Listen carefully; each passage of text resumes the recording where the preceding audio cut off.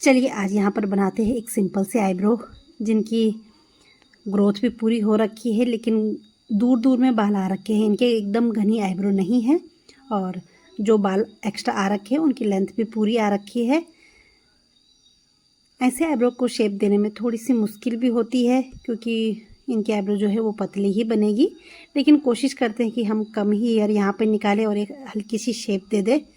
पहले मैंने बालों को ऊपर किया और उसके बाद मैंने जो एक्स्ट्रा हेयर थे वो काट दिए। जब यहाँ पर धागा चलाएंगे तो शेप का पता लगेगा। इस टाइम पे मॉइस्चर बहुत हो रहा है, पसीना आ रहा है, तो मैंने यहाँ पर अच्छी तरह से पाउडर लगा दिया ताकि जो भी पसीना है वो पाउडर से सूख जाए। और जब मैं यहाँ पर धागा चलाऊँ तो मेरी ग्रिप अच्छी बने। पसीना रहता है तो ग्रिप अच्छी नहीं बनती है। अब इसके बाद हमने क्लाइंट को बोलना है कि आईब्रो को पकड़े। और कितने क्लाइंट होते हैं जिनको आईब्रो पकड़ने का तरीका पता नहीं लगता है, तो उनको बताना है हमने, क्योंकि अगर आईब्रो को टेढ़ा पकड़ेंगे तो हमें शेप का पता नहीं लगता है।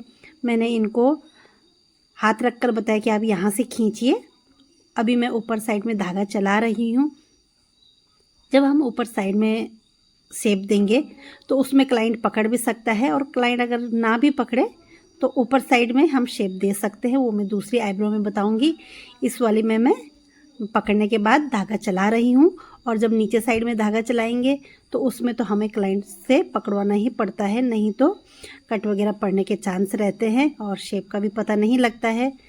अब मैं यहाँ पर फर्स्ट से धागा चला रही हूँ, और जहाँ पे आर्च था एक साइड को मैंने ऊपर को धागा चलाया और एक साइड को मैं नीचे को चला रही हूँ कि शेप दिखे। और बीच बीच में मैं हाथ से भी शेप को चेक कर रही हूँ।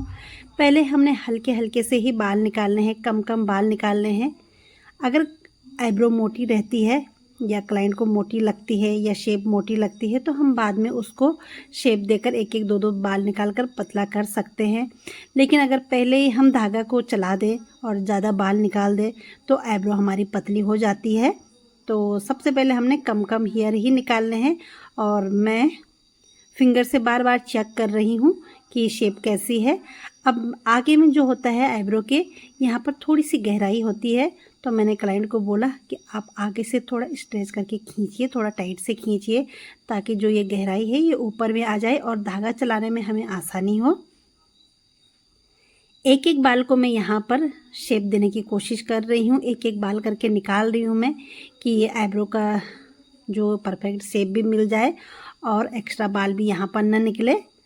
अब देखिए इनका जहाँ तक मेरा धागा जा रहा है यहाँ तक मोटी है आईब्रो, लेकिन उसके बाद काफ़ी पीछे को पतली हो जा रही है, तो मुझे आगे से भी हल्की पतली करनी पड़ेगी, नहीं तो आईब्रो देखने में अजीब ही लग रही है। मतलब देखिए आधी जो आईब्रो बन रखी है वो अभी कितनी मोटी है आगे से, और पीछे को जाके आईब्रो इनकी पतली हो जाती है।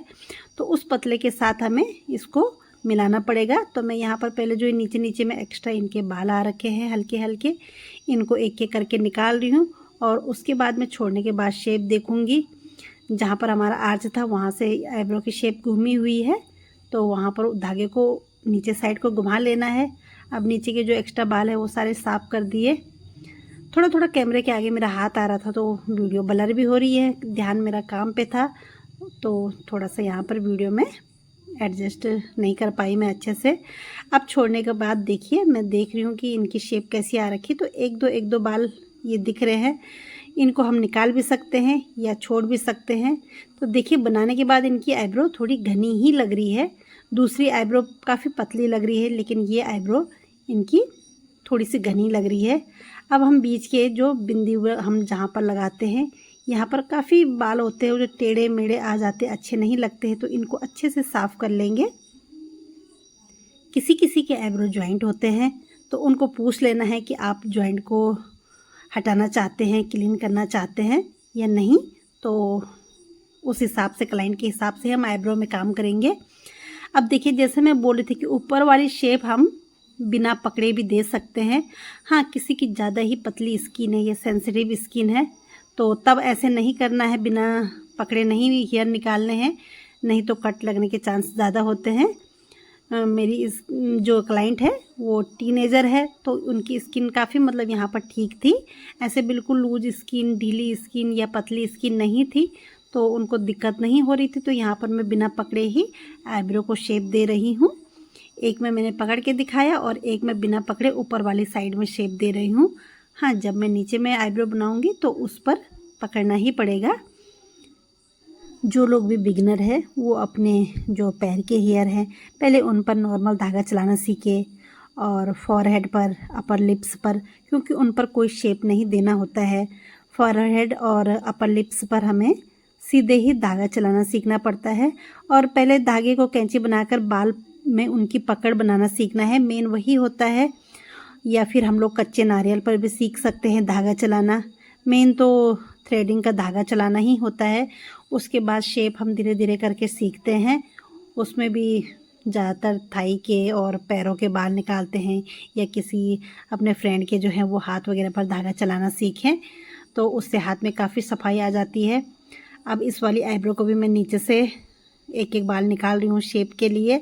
इनकी आईब्रो बनाने से पहले काफ़ी पतली लग रही है और शेप देने के बाद हल्की फुल्की पतली लग रही है। ऐसे ज़्यादा, मतलब ऐसे नहीं है कि ज़्यादा ही पतली आईब्रो नहीं लग रही है, और बनाने के लिए भी ठीक है। अगर ज़्यादा ही घनी आईब्रो हो तो उसमें शेप देने में दिक्कत होती है, ज़्यादा ही पतली आईब्रो हो तो वो भी अच्छी नहीं लगती है।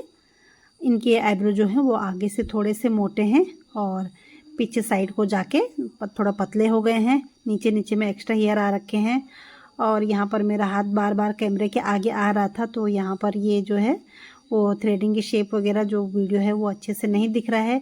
लेकिन जैसे मैंने पहले वाले आईब्रो में एक्स्ट्रा हेयर निकाले, वैसे ही मैं इस पर भी पीछे से एक्स्ट्रा हेयर निकाल रही हूँ, और बीच बीच में बार बार चेक करते रहूँगी। पहले हम लोग काफ़ी घनी ही बनाएंगे। अगर इनके तो चलो नॉर्मली घने थे, लेकिन अगर जिनके ज़्यादा घने होते हैं तो उन पर भी हम ऐसे ही करेंगे। अब देखो यहाँ पर थोड़ा सा पीछे में मुझे 2-3 बाल एक्स्ट्रा लग रहे हैं, तो यहाँ से मैंने फिर से पकड़ने को बोला है, और उसके बाद मैं ये जो है इनको निकाल दूँगी, क्योंकि पीछे को इनकी शेप पतली है तो आगे से ज़्यादा मोटा रखने का भी कोई फ़ायदा नहीं है। हमें कम से कम शेप को तो मिलाना ही पड़ेगा, और आगे से पीछे को आर्च शेप में मैं इनकी आईब्रो बना। दोनों आईब्रो यहाँ पर मेरी बन गई हैं। अब इनको फॉरहेड के भी हेयर साफ़ करने थे, तो मैंने पाउडर लगा लिया और हल्के हल्के इनके जो फॉरहेड में भी हेयर थे वो निकाल दिए। फॉरहेड में भी हमें पूछ लेना है कि उनको हेयर लाइन ऊपर तक हेयर निकालने हैं या हल्का हल्का ही करना है। पूरा साफ़ करने के बाद यहाँ पर क्रीम से यहाँ पर थोड़ी सी हल्की हल्की मसाज कर देनी है। किसी किसी का स्वेलिंग वगैरह हो जाती है, रेड हो जाता है, तो हल्का मसाज कर लेंगे। और ये वीडियो अच्छी लगी हो तो चैनल पर एक बार विजिट ज़रूर करें।